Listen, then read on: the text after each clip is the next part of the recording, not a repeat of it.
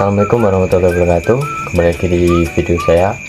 Pada video kali ini saya akan membahas materi tentang kepemimpinan sekolah efektif.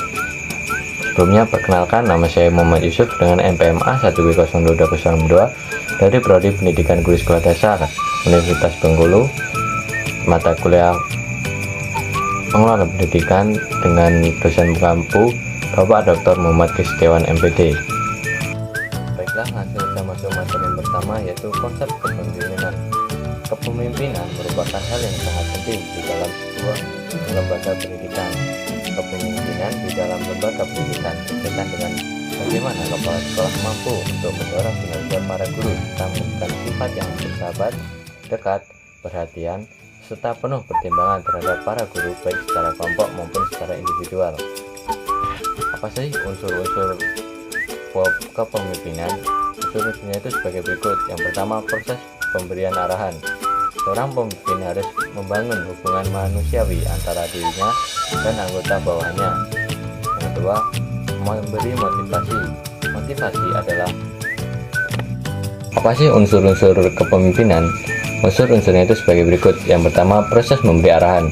Seorang pemimpin harus membangun hubungan manusiawi antara dirinya dengan anggota bawahannya. Dengan adanya interaksi antara atas dan bawahan secara efektif, maka arahan-arahan yang diberikan akan berjalan secara efektif pula. Yang kedua, memberi motivasi.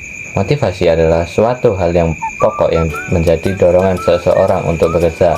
Hal ini perlu dilakukan oleh seorang pemimpin agar memberi kesadaran diri pada anggota atau karyawan bawahan kerja merupakan suatu kebutuhan.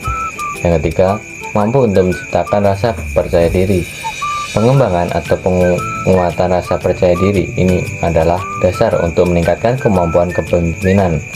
Membangkitkan rasa percaya diri sangat penting dikarenakan rasa percaya diri ikut menumbuhkan keyakinan terhadap kemampuan diri sendiri di dalam menjalankan tugas.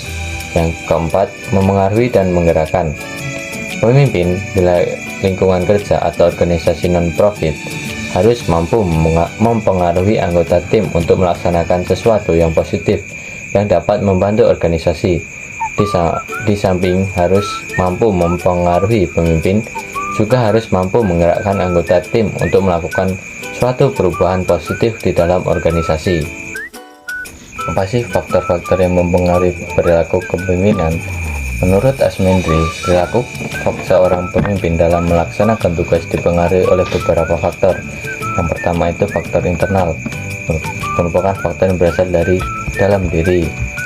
Yang kedua, faktor yang berasal dari kelompok yang dipimpin. Keadaan kelompok seperti kematangan, kekompakan, latar belakang pendidikan, pengalaman, latar belakang sosial budaya. Yang ketiga, faktor lembaga yang dipimpin, seperti jenis dan tujuan sekolah, kurikulum. Yang keempat, faktor-faktor legal. Seorang pemimpin pendidikan akan berhadap dengan peraturan-peraturan formal dari instansi struktur di atas dan akan mempengaruhi perilakunya. Yang kelima, faktor lingkungan sosial, merupakan keadaan masyarakat sekitar, misalnya ekonomi, pandangan masyarakat, pendidikan. Yang keenam, faktor perubahan dan pembaharuan dalam teori dan bidang pembaharuan atau bidang pendidikan seperti perubahan kurikulum dan kemajuan iptek. Apa saja sih teori-teori kepemimpinan? Teorinya yang pertama itu teori orang terkemuka. Kelompok teori ini disusun berdasarkan cara induktif dengan mempelajari sifat-sifat yang menonjol dari pemimpin atas keberhasilan tugas yang dijalankan, terutama kemampuan dalam memimpin. Yang kedua, teori lingkungan.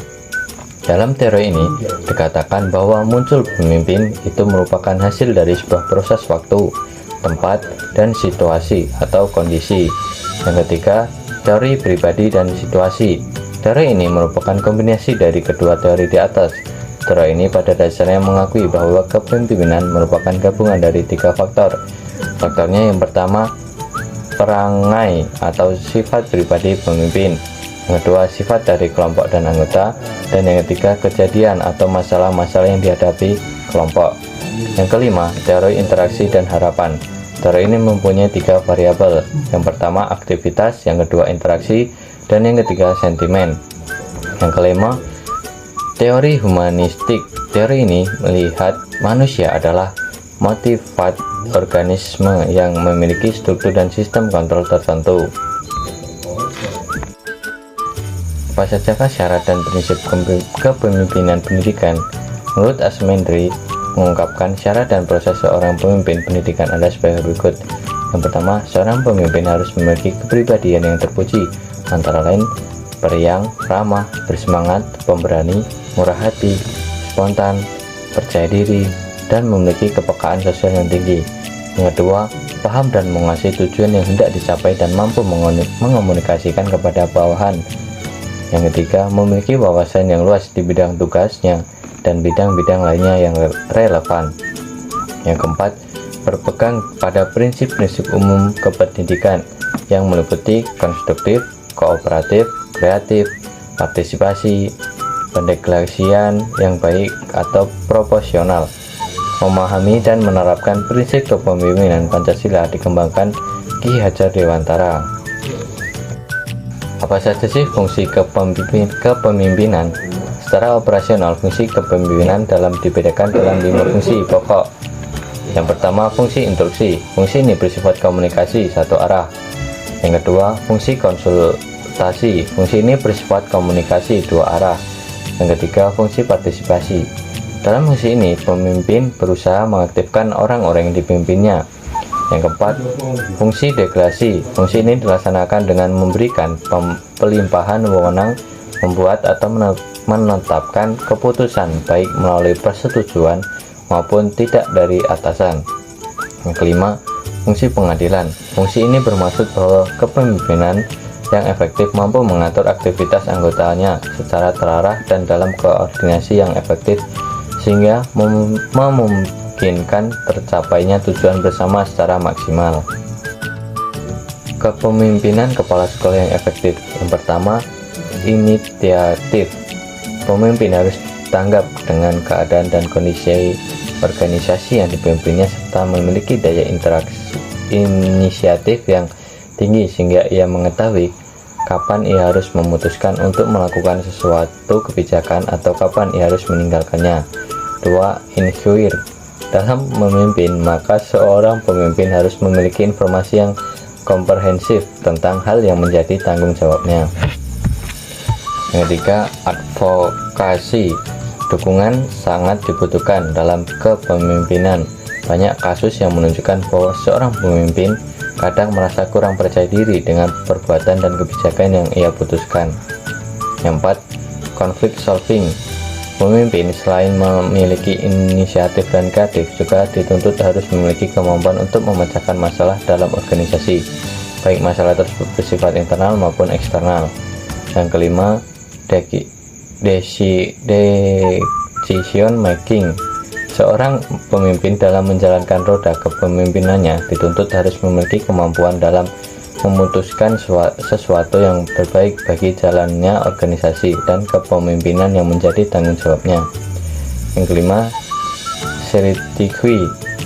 Jiwa kritis ini menuntut kejelian pemimpin dalam memimpin sebuah organisasi. Kunci sukses kepemimpinan. Menurut TIFAI pada tahun 2007, ada langkah-langkah strategis pemimpin dalam mendorong karyawan, yaitu yang pertama, perlihatkan yang positif dan jangan menyatakan bodoh pada bawahan atau mengatakan kritik pedas. Yang kedua, menyediakan waktu khusus untuk bawahan. Yang ketiga, mengetahui minat dan bakat.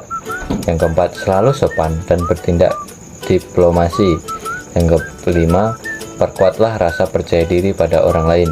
Yang keenam, membantu pekerjaan jika dibutuhkan. Dan yang ketujuh, memberikan bantuan-bantuan pribadi. Gaya kepemimpinan. Menurut Asmendri pada tahun 2012 ada 4 gaya kepemimpinan, yaitu yang pertama, tipe otoriter, merupakan pemimpin yang membuat keputusan sendiri karena kekuasaan terpusat dalam diri satu orang. Ia memikul tanggung jawab dan wewenang penuh. Yang kedua, demokratis, merupakan pemimpin yang berkonsultasi dengan kelompok mengenai masalah yang menarik perhatian mereka serta mereka dapat menyumbangkan sesuatu. Yang ketiga, kendali bebas merupakan pemimpin memberi kekuasaan pada bawahannya. Kelompok dapat mengembangkan sasarannya sendiri dan memecahkan masalah sendiri. Yang keempat, tipe pseudo-demokratis. Tipe ini disebut juga tipe demokratis semu. Seorang pemimpin yang mempunyai tipe ini hanya nampak saja yang demokratis, padahal sebenarnya tindakannya bersifat otoriter atau absolut. Sekian pemaparan materi dari saya. Apabila ada pertanyaan silahkan tulis di kolom komentar. Saya akhiri, wabillahi taufiq wal hidayah. Wassalamualaikum warahmatullahi wabarakatuh.